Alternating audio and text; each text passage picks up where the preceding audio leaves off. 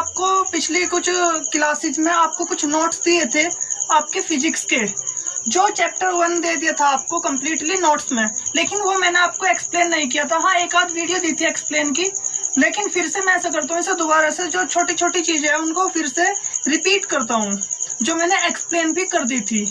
तो चलो देखते हैं। तो इसमें सबसे पहली बात क्या है, मोशन है, क्योंकि जो आपका चैप्टर है उसका नाम क्या है, मोशन। लेकिन मोशन का मतलब क्या है आपको ये जानना होगा कि मोशन का मतलब क्या होता है।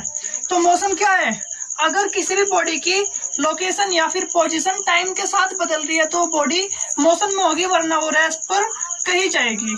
फॉर एग्जांपल, ये आपके पास एक मार्कर है, ये एक बॉडी है आपकी। अगर आप इसे देख रहे हो, इसकी अपनी एक लोकेशन होगी, ठीक है। अगर इसकी लोकेशन टाइम के साथ नहीं बदल रही, टाइम की घड़ी आगे की तरफ को बढ़ती जा रही घड़ी की सुई, लेकिन इसकी पोजीशन, इसकी लोकेशन वही है, तो हम क्या बोलेंगे, ये बॉडी रेस्ट पर है। लेकिन अगर इसकी लोकेशन बदल रही हो, फॉर एग्जांपल जैसे जैसे घड़ी की सुई बदल रही है, ये क्या हो रही है, मूव हो रही है, इसकी लोकेशन में चेंज हो रहा है। आप देखिए ना, ऑब्जर्व करिए, घड़ी टाइम आगे की तरफ को बढ़ रहा है और क्या हो रही है, इसकी लोकेशन बदल रही है। तो इसकी लोकेशन बदल रही है तो हम बोलेंगे ये बॉडी अब क्या है, मोशन में है और अब रेस्ट पर है। तो आपको रेस्ट और मोशन क्लियर हो गया, आई होप आपको क्लियर हो गया होगा। तो अब हम बात करते हैं मैकेनिक्स। देखो, हमारी जो फिजिक्स है ना वो काफी बड़ी होती है, तो हम उसे क्या करेंगे, उसे छोटे छोटे टुकड़ों में तोड़ते हैं, छोटे छोटे चैप्टर्स बनाते हैं उसके।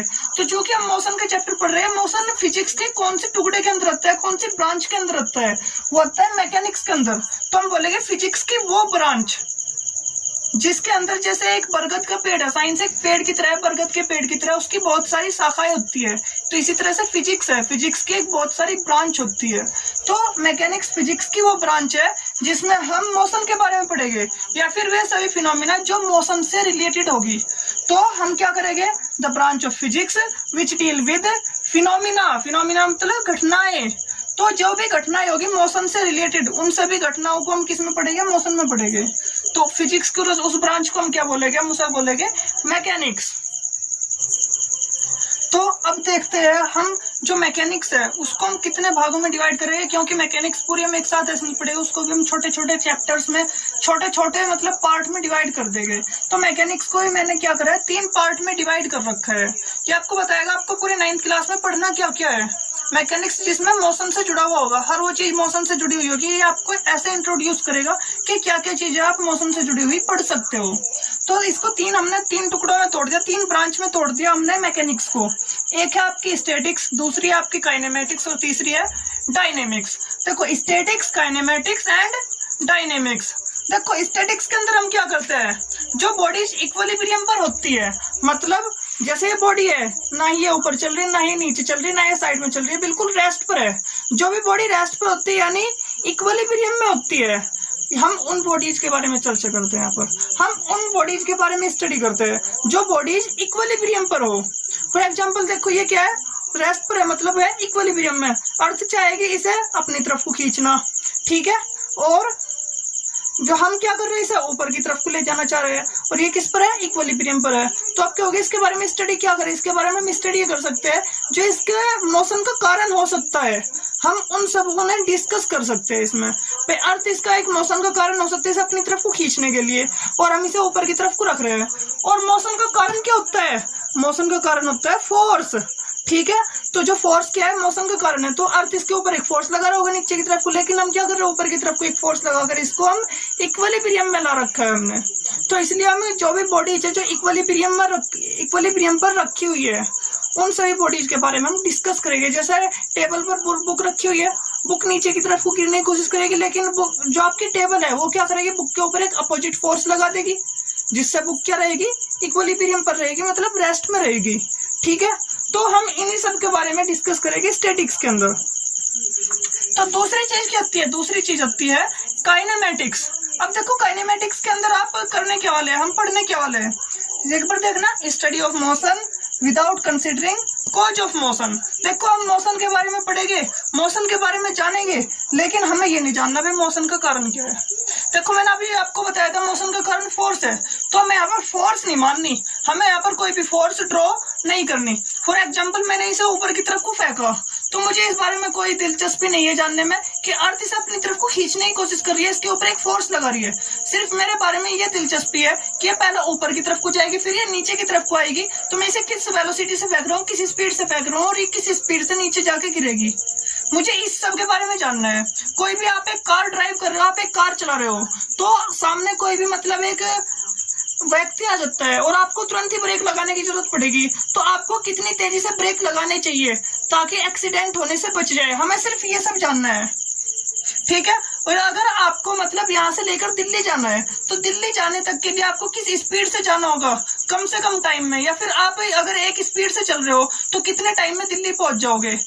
हम ये सब जानेंगे इसमें, क्योंकि इसमें हमें इस बात से कोई लेना देना नहीं है कि गाड़ी के पहिए चल कैसे रहे हैं, गाड़ी के पहिए को हम खींच कैसे रहे हैं, हमें इस बात से कोई लेना देना नहीं है।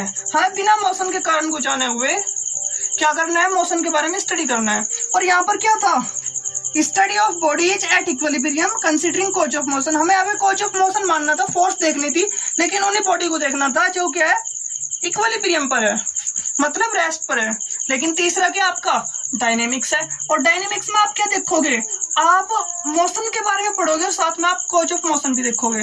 मतलब ये है कि ये बॉडी है, मैंने आप ऊपर की तरफ को फेंकी, ठीक है, मैं इसके मोशन के बारे में जानूंगा, लेकिन इसके मोशन के बारे में जानते जानते मैं इस बात का भी ध्यान रखूंगा भी अर्थ इसे अपनी तरफ को खींचने की कोशिश कर रही है, अर्थ इसके ऊपर एक फोर्स लगा रही है।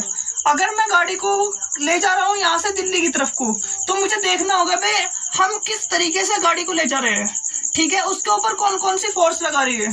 जो आपका जो पहिए होते हैं, जो टायर मतलब जो टायर होते हैं क्या होते हैं, जमीन से चिपके रहते हैं, और जब गाड़ी चलती है तो जो आपका सरफेस है ना, उस पर भी एक फोर्स लगती है जो उसकी स्पीड को कम कर देता है। फॉर एग्जाम्पल आप साइकिल चला रहे हो, ठीक है, तो जब आपने पैडल मारने बंद कर दिए तो थोड़ी देर में साइकिल अपने आप ही रुक जाएगी। उसे रोकने वाला कौन सा होता है, फ्रिक्शन फोर्स होता है जो सड़क और पहिए पर लगाती है। तो हमें यहाँ पर क्या देखना, हमें सभी कारण देखने हैं, ठीक है।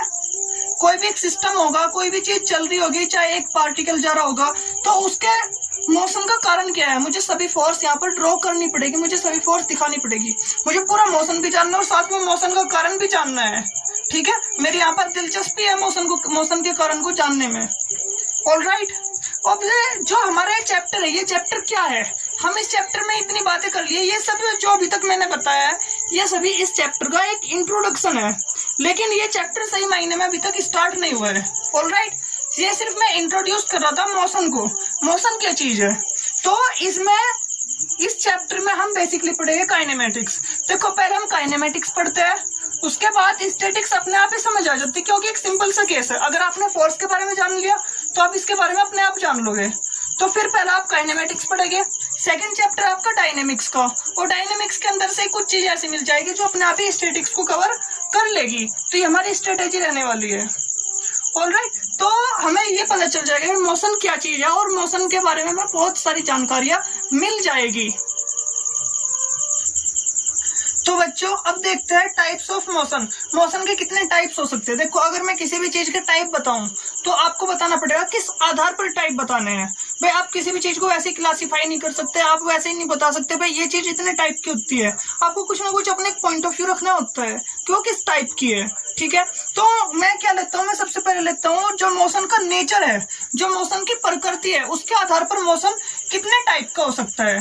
तो देखते हैं मोशन के टाइप देखना है किस आधार पर, पहले नेचर, मोशन के नेचर के आधार पर, ठीक है। तो मोशन के नेचर के आधार पर जो मोशन है ना वो 3 टाइप का होता है। एक होता है ट्रांसलेटरी मोशन या फिर रेक्टिलिनियर मोशन, एक होता है रोटेटरी मोशन या फिर सर्कुलर मोशन, एक होता है ऑस्किलेटरी मोशन या फिर वाइब्रेटरी मोशन। अब आप ये क्या होगा भाई, जो ट्रांसलेटरी मोशन है और जो रेक्टिलिनियर मोशन है ये दोनों एक ही मतलब है क्या।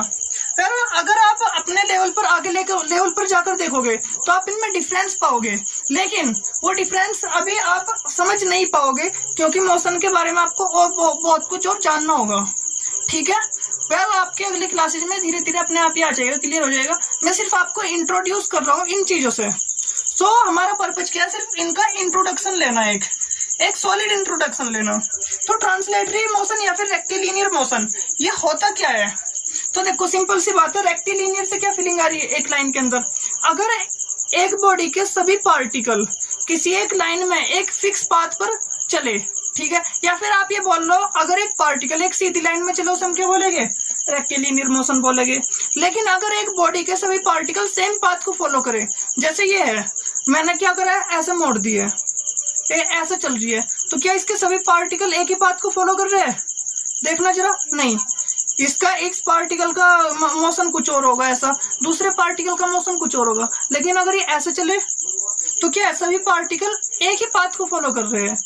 तो आप एक ही पाथ को फॉलो कर रहे हैं तो आप बोल सकते हैं ये किसमें चल रही है, एक लाइन में चल रही है। तो ट्रांसलेटरी मोशन या फिर रेक्टिलिनियर मोशन क्या होगा, जब बॉडी एक ही लाइन में चलती है, एक स्ट्रेट लाइन में चलती है। आपके लिए इतना ही है, जब बॉडी एक स्ट्रेट लाइन में चलती है तो वो क्या होगी, रेक्टिलिनियर मोशन या फिर ट्रांसलेटरी मोशन। आपके समझने के लिए अभी इतना ही है। अभी नेक्स्ट देखते हैं रोटेटरी मोशन या फिर सर्कुलर मोशन। देखो पंखा रोटेट करता है तो क्या हो गया, रोटेटरी मोशन हो गया। एक पार्टिकल क्या करते हैं, एक पॉइंट के चारों तरफ को घूमते, एक सर्कल में घूमता है, वो क्या हो गया, सर्कुलर मोशन हो गया। वैसे इसमें तो थोड़ा बहुत डिफरेंस है, बस आपके लिए इतना ही। अगर एक पार्टिकल क्या करता है, एक पॉइंट के चारों तरफ घूमते एक सर्कल में मूव करता है तो सर्कुलर मोशन, या फिर एक पंखा या फिर ये बॉडी जैसे है, जैसा रोटेट हो रही है, या फिर जो पंखा रोटेट होता है, कोई भी बॉडी जब अपनी एक्सिस के अबाउट रोटेट होती है तो क्या होगा, रोटेटरी मोशन। जैसा आपके गेट का रोटेट होना, जब आप खोलते हो तो वो अपनी एक्सिस के अबाउट क्या होता है, रोटेट होता है।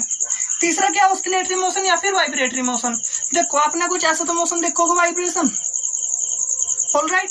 तो जो इस तरह का वाइब्रेशन होता है उसे हम क्या बोलते हैं, वाइब्रेटरी मोशन या फिर ऑस्किलेटरी मोशन। इसे आप दोनों को एक ही समझ सकते हो, थोड़ा इसमें ज्यादा डिफरेंस नहीं होता, इसमें बहुत ही कम डिफरेंस होता है, पर हाँ थोड़ा बहुत है, माइनर डिफरेंस है, वो मैथमेटिक्स के पॉइंट ऑफ व्यू से समझा जाता है डिफरेंस को, ठीक है। अब देखो कोई भी एक बॉडी अगर अपनी एक एक्सिस के अबाउट बार बार रिपीट होती रहे, इस तरीके से मूव करे, तो क्या होगी, वाइब्रेटरी मोशन या फिर ऑस्किलेटरी मोशन, दोनों ही होगी। अगर वो ज्यादा दूर तक कर रही है रोटेट तो ऑस्किलेटरी हो जाएगी, सॉरी वाइब्रेट अगर ज्यादा दूर तक कर रही है तो ऑस्किलेटरी होगी, और अगर बहुत आराम आराम से कर रही है तो वाइब्रेटरी होगी। आपने फोन के अंदर की वाइब्रेशन देखी होगी, तो वही क्या है, वाइब्रेटरी मोशन है।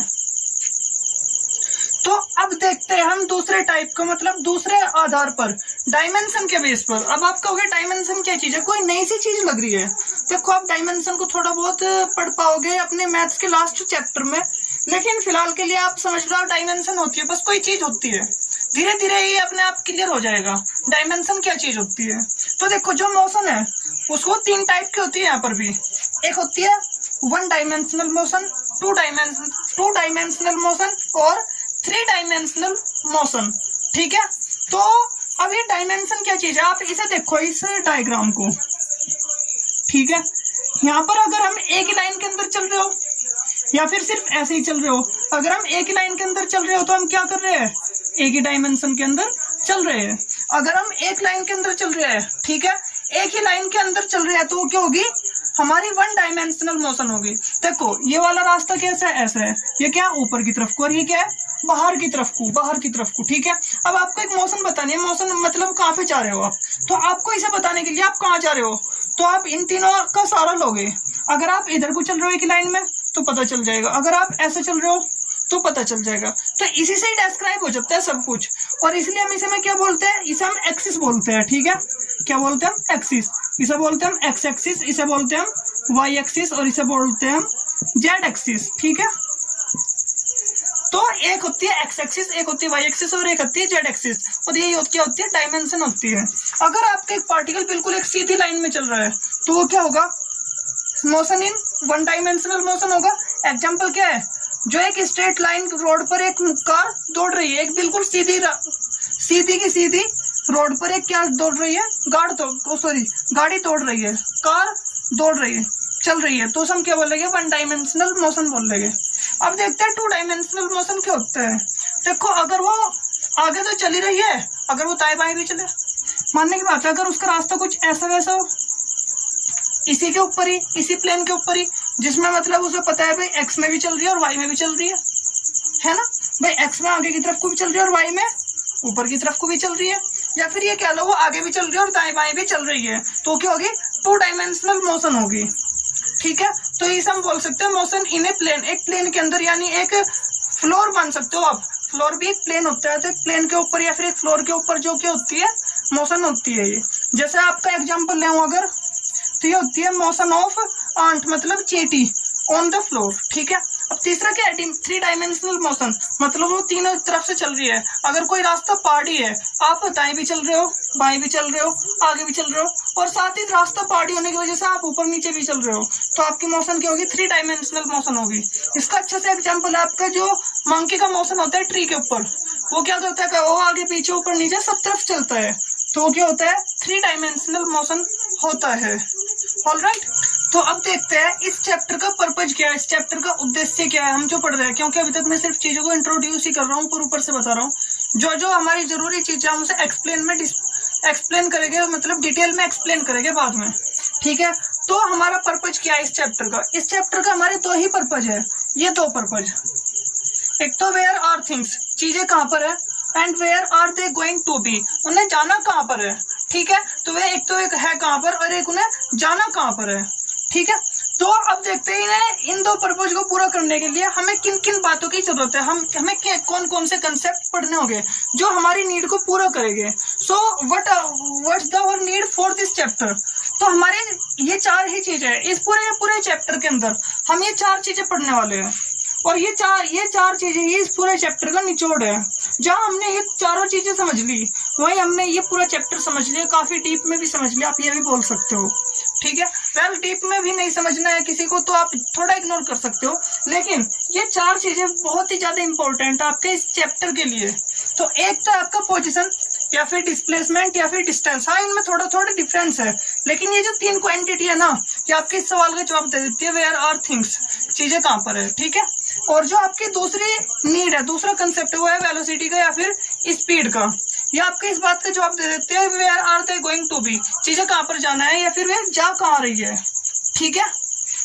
और तीसरी चीज है एक्सेलरेशन। देखो जब हमारे दोनों पर्पज पूरे हो गए तो आप कहोगे एक्सेलरेशन की जरूरत क्यों है, लेकिन हमें मोशन का कारण भी तो नहीं जानना है यहाँ पर, तो इसलिए हमें भाई ये तीसरी चीज लेनी पड़ेगी जिसका नाम है एक्सेलरेशन। एक्सेलरेशन बेसिकली होता क्या, वो वेलोसिटी से डिफाइन हो जाता है। वेलोसिटी क्या जो चेंज होता है टाइम के साथ, उसे हम क्या बोलते हैं, एक्सेलरेशन बोलते हैं। तो आप बोल सकते हो हाँ भाई ये इसी पर्पज के अंदर आता है, ठीक है। तो change in velocity over time ये होता है आपका एक्सेलरेशन। एंड जो 4th चीज है जिसकी जरूरत गैलीलियो ने रियलाइज की थी, गैलीलियो एक बहुत ही महान साइंटिस्ट, महान मैथमेटिशियन, एक फिलोसोफर, एक इंजीनियर, ये सब कुछ था, ये इज द ग्रेट गैलीलियो, आज एक ग्रेट फिजिसिस्ट। तो इसने जरूरत महसूस की थी एक फ्रेम ऑफ रेफरेंस की। अब देखो फ्रेम ऑफ रेफरेंस होता क्या है, मैं ये जरूर बताऊंगा आपको। आप ये मानो कि आप एक ट्रेन के अंदर बैठे हो, ठीक है, और एक बंदा आपका कोई दोस्त बाहर बैठा है, आप ट्रेन के अंदर एक बॉल ले रहे हो, सपोज करो ये बॉल ले रहे हो, तो आप इसे ऊपर की तरफ को, मतलब इसे आपने क्या करा है, आगे की तरफ को डाल दिया। फिलहाल आप ये सोचो ये बॉल के आपके हाथ में है, ठीक है, शुरुआत में। तो जो बाहर वाला आदमी है उसके लिए तो ट्रेन भी चल रही, आप भी चल रहे, और ये ऑब्जेक्ट भी चल रही, उसके लिए तो तीनों चीज क्या है, मोशन में है। लेकिन अगर मैं इस बॉल की बात करूं, ये आपके लिए क्या है, रेस्ट पर है, क्योंकि ये आपके हाथ में है। लेकिन अगर आपने जब इसे फेंक दिया तभी ये मोशन में आएगी, तो उसका पॉइंट ऑफ व्यू अलग है, आपका पॉइंट ऑफ व्यू अलग है। आप ऐसे भी सोच सकते हो, देखो ये होगी आपकी ट्रेन या फिर गाड़ी जो इधर को चल रही है, यहाँ पर बैठे हो आप, ये रखिए बॉल, यहाँ पर है कोई भी आपका दूसरा मित्र, ठीक है। अब यहाँ पर इसे देखेगा ये तो दोनों चीज, सारी चीजें चल रही है, सब कुछ मोशन में है, लेकिन आपकी रेस्पेक्ट में क्या है, रेस्ट पर है। दूसरा एग्जांपल ये है, जो सन है ये बीच में है और उसके चारों तरफ क्या हो रही है, अर्थ मूव कर रही है, और अर्थ के ऊपर बैठे हो यहाँ पर आप, तो आपकी रेस्पेक्ट में तो अर्थ क्या है, रेस्ट पर है, या फिर आप अर्थ की रेस्पेक्ट में क्यों, रेस्ट पर हो। लेकिन सन की रेस्पेक्ट से देखो, अगर मैं सन के रेफरेंस में देखूं तो क्या होगा, अर्थ भी मूव कर रही है और आप भी मूव कर रहे हो उसके चारों तरफ, ठीक है। तो यही चीज होती है फ्रेम ऑफ रेफरेंस, कि वो बताता है किसके रेस्पेक्ट में बॉडी मोशन में और किसके रेस्पेक्ट में बॉडी रेस्ट पर है। फ्रेम ऑफ रेफरेंस का मतलब आप किसके रेस्पेक्ट में देख रहे हो। अगर आप खुद को सन की रेस्पेक्ट में देख रहे हो तो आप मोशन में हो, लेकिन अगर आप खुद को अर्थ की रेस्पेक्ट में देख रहे हो तो क्या है, आप रेस्ट पर हो। अगर आप अर्थ के रेस्पेक्ट में देख रहे हो तो अर्थ क्या कहा जाएगा, फ्रेम ऑफ रेफरेंस, ठीक है। और अगर आप सन के रेस्पेक्ट में देख रहे हो तो सन को क्या बोलेंगे, फ्रेम ऑफ रेफरेंस, ठीक है। अगर आप बॉल को देख रहे हो अपनी रेस्पेक्ट में देख रहे हो तो आप होगी क्या, फ्रेम ऑफ रेफरेंस। लेकिन अगर आप बाहर वाले के पॉइंट ऑफ व्यू से देखोगे तो क्या होगा, जो बाहर वाला व्यक्ति होगा वो क्या होगा, वो होगा आपका फ्रेम ऑफ रेफरेंस, ठीक है। तो ये आप पर डिपेंड करता है आपकी एनालिसिस पर, आपकी सोच पर डिपेंड करता है। और अब हम अगली वीडियो में क्या करेंगे, इनको एक एक करके डिटेल में स्टडी करेंगे। और अगर इससे जुड़ा हुआ कोई भी आपके पास डाउट है तो जस्ट आप पूछिए, ग्रुप पर डिस्कस कीजिए, और फिर आपसे जो वीडियो कॉन्फ्रेंसिंग होगी आप उसमें भी ये सवाल पूछ सकते हो अगर आपका इस लेक्चर से जुड़ा हुआ कोई भी डाउट है। दिस इज द लेक्चर 1, ठीक है, ऑलराइट।